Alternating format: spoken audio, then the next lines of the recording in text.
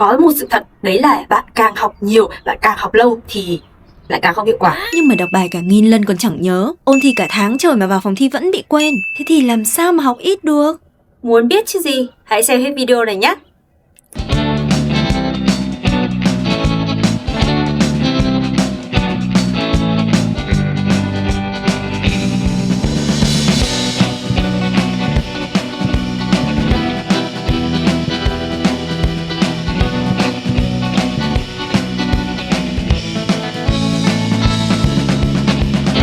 Ở video trước thì mình đã chia sẻ một số tips để rút ngắn thời gian học tập, trong đó thì có việc sắp xếp thứ tự ưu tiên này, tiếp cận từ khái quát đến chi tiết này, cũng như là một cái bài tips để mà tạo được một không gian học thoải mái và quản lý năng lượng của bản thân. Thì ở video này mình sẽ đi sâu vào các bước cụ thể mình làm khi mà học tập và đặc biệt là ôn luyện cho kỳ thi. Thật ra ấy, ban đầu khi mà mình áp dụng những cái bước này thì là bản năng của mình thôi. Thế nhưng mà sau khi mình tìm hiểu thì mình phát hiện ra là những cái bước mà mình làm đều có dựa trên một số những cái lý thuyết, những cái mô hình hay là những cái nghiên cứu đã được chứng minh. Thế nên là mình sẽ tổng hợp tất cả mọi thứ thành 5 bước chính trong video này nhé.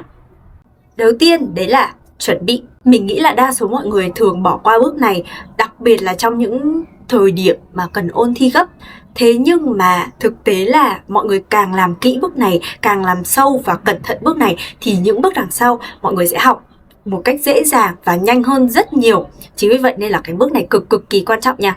Có một cái lý thuyết là Cognitive Load Theory, có nghĩa là bộ não của chúng ta thì chỉ ghi nhớ được một số lượng thông tin nhất định trong một thời điểm nhất định thôi. Thế nên trước khi học một cái gì đó, mình sẽ cần phải quyết định xem là mình sẽ học những cái gì, số lượng nó bao nhiêu, và cái nào là cái quan trọng, cái nào là cái mình cần ưu tiên trước khi cái bộ não của mình overload mà vẫn chưa thu nạp được hết tất cả những cái thông tin cần thiết. Vậy nên trước khi bắt đầu học, hãy đặt cho mình một câu hỏi là cái lượng kiến thức hay là cái input của bạn có phù hợp hay không. Thì cái tips của mình ấy, đó là mọi người đừng học trực tiếp thẳng từ giáo trình hoặc là từ slide của thầy cô ở trên lớp, bởi vì là đây là những cái kiến thức mà nó chi tiết nhất, nó đầy đủ nhất để đảm bảo là bạn hiểu vấn đề, chứ không phải là để đảm bảo bạn ghi nhớ được tất cả mọi thứ. Ví dụ như là khi mà thầy cô đưa ra một cái lý thuyết, một cái định nghĩa chẳng hạn, thì bao giờ trong giáo trình hoặc là trong slide cũng sẽ có những cái ví dụ minh họa này, những cái thông tin bên lề để giúp cho bạn hiểu sâu và hiểu rõ hơn cái vấn đề đó. Thì khi mà bạn đã hiểu vấn đề rồi thì bạn sẽ không cần ghi nhớ 100% những cái ví dụ như thế, đúng không? Vậy nên là mình sẽ cần chuẩn bị một cái tài liệu riêng để mình ôn thi, thay vì là học trực tiếp từ một cái tài liệu mà có quá nhiều những cái kiến thức bên lề như thế. Nó giống như kiểu cái đề cương mà mọi người hay học ấy. Thì cái đề cương này mọi người sẽ làm gì? Không cần phải quá là phức tạp, hãy sử dụng những cái định dạng tiện nhất và nhanh nhất với mọi người. Ví dụ như mình thì mình hay dùng Google Docs hoặc là Google Sheet. Ok, thế thì mình làm như thế nào? Trước hết là mình sẽ cần xác định cấu trúc thông tin mà mình cần nạp vào. Cái này thì mình đã nói rất kỹ ở video trước rồi, mọi người có thể tham khảo ở mục là tiếp cận từ khái quát đến chi tiết nha.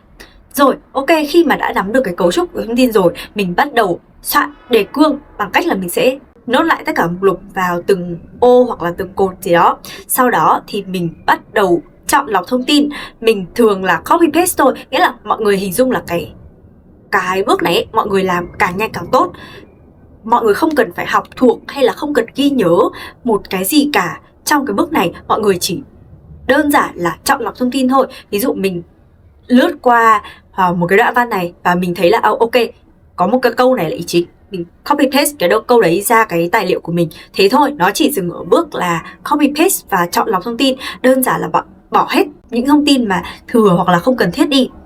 Thì khi mà mình đã có một cái tài liệu mà nó bao gồm những cái ý chính nhất rồi, khi mà mình học và mình nhận ra là ôi chết rồi, cái phần này mình không hiểu lắm, mình cần hiểu kỹ hơn, thì bạn mới quay ngược trở lại giáo trình để mình đọc. Còn nếu mà bạn đã ngồi nghe và ở trên lớp mình đã hiểu tất cả những cái này rồi ấy, thì cái tài liệu này nó chỉ đơn giản là gợi nhắc lại và mang đến cho bạn một cái góc nhìn đầy đủ nhất để bạn không thiếu ý khi mà bạn làm bài thi hay là khi mà ghi nhớ một cái vấn đề gì đấy. Rồi thì một lưu ý với cái tài liệu này đấy là mọi người nên chia mục rõ ràng, sử dụng gạch đầu dòng hoặc là lùi đầu dòng hay cái gì đó thật là rõ ràng để mà khi mà mình nhìn vào cái đoạn đấy mình có thể nắm được là ok, cái đoạn này nó đang có bao nhiêu ý chính vân vân. Đó thì nó như là một cách hệ thống lại thông tin để mà mình dễ nhìn hơn, dễ học hơn. Rồi, sau khi mà đã có một cái tài liệu tổng thể rồi thì bạn sẽ quyết định là thứ tự học của bạn như thế nào với cái tài liệu đấy. Cái này thì thông thường là mọi người sẽ học từ trên xuống dưới thôi. Tuy nhiên thì sẽ có một số trường hợp là có những cái chương nó quan trọng hơn, hay là có những cái chương chính mà những chương kia chỉ là phụ thôi. Thì mọi người sẽ tùy theo cái tính chất của môn học cũng như là tính chất của cái kiến thức đó mà mọi người sẽ quyết định thứ tự. Rồi thế thì trước khi vào học chi tiết vào từng chương thì mọi người đừng học luôn, đừng học thuộc luôn ở trong cái bảng tài liệu đấy. Mọi người hãy đọc từ trên xuống dưới và mọi người hãy biến cái phần tài liệu, những cái phần text chữ bình thường đấy thành những thứ trực quan hơn để mà dễ ghi nhớ và ghi nhớ lâu hơn. Mình nghĩ là cái này thì rất nhiều người biết rồi, đó là dual coding theory, nghĩa là cái văn bản hay là cái tài liệu nào mà kết hợp giữa chữ và hình ảnh thì sẽ giúp bạn ghi nhớ lâu hơn là một tài liệu toàn hình ảnh hoặc là một tài liệu toàn là chữ. Đến lúc này những cái như kiểu là mind map, color coded hay là những cái sơ đồ hình vẽ nó sẽ có tác dụng. Tuy nhiên theo cái kinh nghiệm của mình ý, thì mọi người đừng quá lạm dụng những cái mô hình này. Đừng cái gì cũng vẽ mind map, đừng cái gì cũng vẽ hình, cái gì cũng vẽ sơ đồ. Nó sẽ bị rối và sẽ bị overload thông tin ngay. Và nó cũng sẽ khó cho bạn trong cái việc là tổng hợp thông tin nữa. Thì chỉ có hai cái loại thông tin mà phù hợp nhất để mà bạn hình ảnh hóa nó. Đấy là một là process, các bước phải làm. Thì bởi vì thường là những cái bước này ấy, nó sẽ rất là dài, thậm chí là 5, 10, 15 bước. Ví dụ như thế thì khi mà bạn vẽ cái bước ra ấy, thì bạn sẽ hình dung được tổng thể của vấn đề và sẽ dễ để mà ghi nhớ hơn. Và thứ hai là những cái kiến thức hay là những cái phần mà nó có nhiều ý tương đương nhau. Ví dụ một cái chủ thể thường có 10 đặc điểm chẳng hạn, thì mình có thể hình vẽ hóa nó để mà mình ghi nhớ rõ hơn, bởi vì là nó có quá nhiều những thứ khác nhau. Ngoài ra thì đương nhiên là nếu mà thấy nội dung là phù hợp thì mọi người cũng có thể hình vẽ hóa nó, nhưng mà mình cũng nghĩ là mọi người đừng quá tập trung vào việc là vẽ hình rồi là hình tượng hóa tất cả những cái kiến thức mà mọi người cần học, bởi vì một là mất thời gian và thứ hai đấy là không cần thiết. Thậm chí là có những cái bạn học bằng chữ sẽ nhanh hơn rất nhiều là học bằng hình.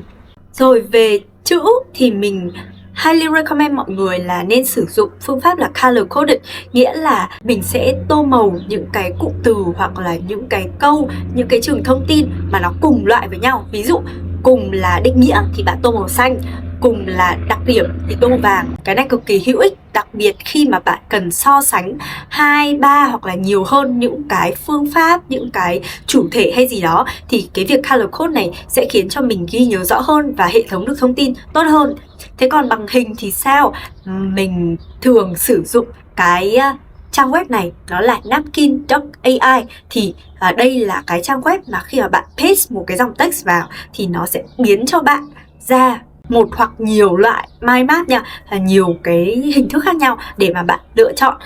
Rồi là bạn có thể tự điều chỉnh cái mind map của mình làm sao cho đẹp nhất và đúng ý của mình nhất. Và nó sẽ generate cả những cái icon, những cái hình ảnh để mà giúp bạn ghi nhớ tốt hơn. Rồi là sử dụng màu hoặc không màu tùy theo bạn chọn. Thì mình thấy là trong cái quá trình ôn thi thì mình sử dụng cái trang web này rất là nhiều và nó rất là hữu dụng cho mình. Ok, đó là tất cả những gì mọi người cần làm trong cái bước là chuẩn bị. Và mình cũng khuyên mọi người là hãy dành nhiều thời gian và dành nhiều tâm huyết để làm cái phần chuẩn bị này. Bởi vì là như mình đã nói thì càng làm cái phần này kỹ thì những cái phần sau càng dễ dàng. Và khi mà mọi người nghe những cái gì mình nói, chắc chắn là khi mà mọi người copy paste thông tin này, mọi người đọc thông tin này, mọi người hình ảnh hóa những cái thông tin mà mình cần làm ấy, mọi người đã có những cái hình dung sơ bộ và đã ghi nhớ được phần nào đó cái thông tin mà mình cần học rồi. Thế nên là cái phần này, một là nó sẽ giúp hệ thống hóa thông tin tốt hơn, và thứ hai là cũng sẽ hỗ trợ một phần cho cái việc là học của mình nữa. Nên là mọi người đừng sợ là cái này bị mất thời gian và mình chẳng ghi nhớ được gì. Cái quá trình mà mình ghi lại và mình chuyển biến thông tin thành hình ảnh ấy, nó là cái quá trình dễ nhất để mà mình ghi nhớ một cái kiến thức nào đó. Thế nên là phần này cực kỳ quan trọng nha. Cũng sẽ có những cái trường hợp là mọi người sợ là kiểu có quá ít thời gian và mọi người thà là ok cứ học luôn. Thì lời khuyên của mình là hãy bắt đầu làm cái tài liệu ôn thi này từ trong lúc mình học, chứ đừng bắt đầu làm từ khi mà mình ôn thi. Ví dụ như kiểu bạn chỉ có 1 tuần để ôn thi thì cái việc mà dành ra khoảng 2 ngày để làm cái tài liệu này sẽ khiến cho bạn cảm thấy bị sốt ruột và bạn sẽ không làm kỹ nó. Vì vậy nên là mình nên chuẩn bị nó từ trước. Ví dụ như học xong một cái chương này, mình sẽ chuẩn bị luôn cái tài liệu của chương đấy. Có thể là chuẩn bị cái bước đầu tiên thôi, chuẩn bị qua thôi. Đó, và đến khi mà bắt đầu ôn thi thì mình sẽ chuyển những cái thông tin của mình thành hình ảnh, rồi là tô màu rồi các thứ để cho cái tài liệu của mình nó dễ nhìn và nó dễ học hơn thôi. Còn cái nội dung chính, nội dung từ đầu thì đã sẵn sàng rồi. Đó, thế nên là mọi người hãy làm cái bước này từ sớm nha.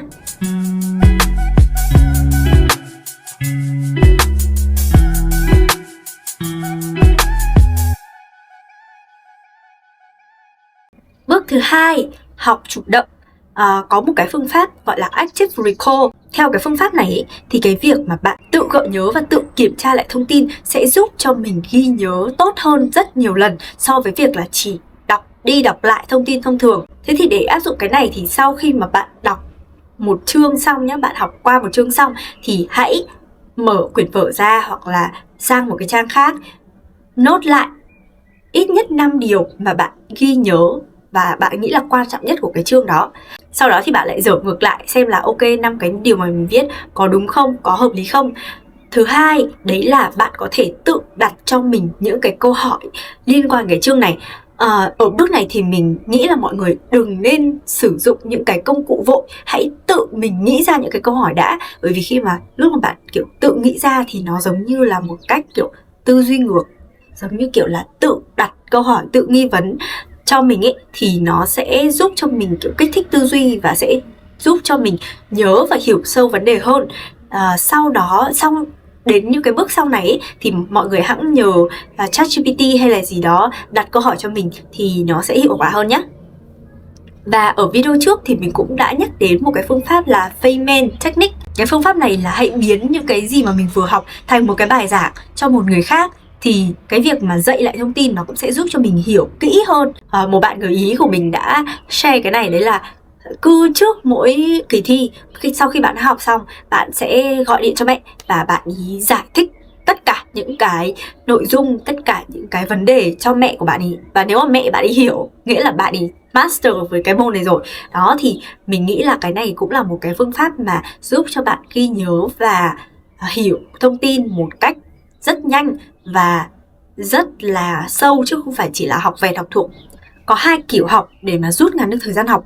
Một là mọi người hãy siêu tập trung và học trong một thời gian ngắn trước khi thi. Đó, thì cái lúc đó là năng lượng mình sẽ lên cao nhất và mình sẽ siêu tập trung và chỉ tập trung vào cái môn học đó, tập trung vào những cái kiến thức đó thôi. Thế nhưng mình thì không quá là recommend cái kiểu học này, bởi vì một là nó sẽ bị kiểu bào mòn năng lượng ấy. Và thứ hai là cái việc này nó chỉ hiệu quả khi mà bạn đến phòng thi và bạn làm bài thi thôi. Và sau đó thì thường là mình sẽ quên rất nhanh những cái kiến thức đấy, bởi vì là nó không có sự lặp lại. Còn cái phương pháp mà hiệu quả hơn mà nó vẫn rút ngắn thời gian học, đấy là phương pháp spaced repetition, nghĩa là ôn tập ngắt quãng. Cái này thì nó sẽ rút ngắn thời gian học theo kiểu là mỗi ngày bạn chỉ cần học một chút thôi. Nghĩa là bạn không cần phải dành ra 5-6 tiếng một ngày để mà học, và mỗi ngày có thể bạn chỉ học 1 đến 2 tiếng thôi, nhưng mà học hàng ngày hoặc là cách ngắt quãng ra. Và như thế thì sẽ khiến cho bạn ghi nhớ thông tin lâu hơn, dễ nhớ hơn, dễ học hơn. Thế thì cái spaced repetition nó là như thế nào? Nó có một cái gọi là Ebbinghaus forgetting curve. Đó, nghĩa là sau 24 giờ ấy, nếu bạn không ôn tập lại, bạn sẽ quên khoảng tầm 70% lượng kiến thức mà bạn vừa học. Chính vì vậy nên là cái việc mà bạn học lặp lại hàng ngày và giãn cách dần ra theo thời gian thì nó sẽ là cái phương pháp mà giúp bạn ghi nhớ lâu nhất. Thì thông thường là cái patterns để giãn cách thời gian ấy, nó sẽ là một ngày này, nghĩa là hôm qua bạn học, hôm nay bạn lại ôn lại, sau đó là 3 ngày sau bạn lại ôn lại, sau đó là 7 ngày sau bạn lại ôn lại, và 2 tuần sau bạn lại ôn lại. Đó nghĩa là bạn giãn cách dần ra và thi thoảng bạn lại gợi nhớ lại theo chu kỳ, gợi nhớ lại cái kiến thức mà mình đã từng học, thì nó sẽ là cái cách mà mình ghi nhớ lâu nhất. Thế thì khi mà ôn thi ấy, mình làm thế nào để mà áp dụng được triệt để cái này? Mình nghĩ là mọi người đều biết Quizlet đúng không? Đây là một cái nền tảng và sẽ tạo ra những cái flashcard dựa trên những cái kiến thức mà mình đã học, mình cần học, và sau đấy thì mình cứ lật mở để mà mình ôn dựa trên cái đấy thôi. Thì thực tế là Quizlet ấy, nó có áp dụng thuật toán về spaced repetition, thế nên là mọi người có thể đưa cái thông tin của mình vào trong Quizlet và mình đặt lịch, đặt hẹn để mà mở ra học. Ngoài ra thì bạn nào dùng GoodNotes cũng có thể sử dụng cái tính năng flashcard và Smart Learn của nó nhé. Nó cũng hoạt động tương tự như là Quizlet. Transfer of learning không có gì giúp bạn ghi nhớ và hiểu vấn đề tốt hơn việc là gắn nó vào trong những tình huống thực tế. Vậy thì khi mà bạn nhận thấy là bây giờ mình bắt đầu đến cái bước là phải học thuộc từng từ một, học thuộc từng từ tí một đúng không? Thế thì làm thế nào để mình nhớ hơn những cái này? Thì đó chính là việc gắn những cái mà mình học, những cái kiến thức của mình học vào ví dụ thực tế, hoặc là thậm chí là áp dụng nó, làm nó luôn. Ví dụ như mình đang học một cái môn liên quan đến data analysis thì mình sẽ phải chạy mô hình này kia, thì cái cách mà mình ghi nhớ tốt nhất lý thuyết đấy chính là tự chạy mô hình. Mình tự tìm một cái dataset nào đó ở trên mạng và mình chạy dựa trên những cái mà mình đã học, hoặc là mình làm lại bài tập thầy cô đã cho trên lớp cũng là một cách đó, hoặc là mình tìm những bài tập trên mạng để mình làm. Thì đấy là cách để mình ghi nhớ kiến thức nhanh nhất và dễ nhất.